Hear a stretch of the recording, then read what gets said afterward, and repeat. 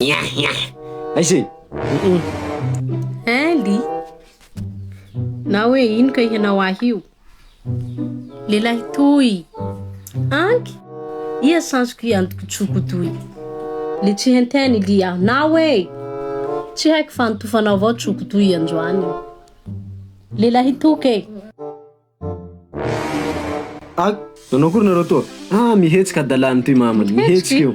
Gosy batabatako azy mbero fa enano io tsipiky. Fe mitsipiky mitsanga. Le melay zany nanty voaka. Fa mifioka avao toy. Fiokino zao. Ia le melana iha le melana io centimetre iha. Tsoko toy le fa iro miantoko. Tia olo hiantoko tsoky zao. Tamano eo. Tsy haiko zao le fa ia avao ro miantoko tsoko toy. Ie matoa i nikaikahy.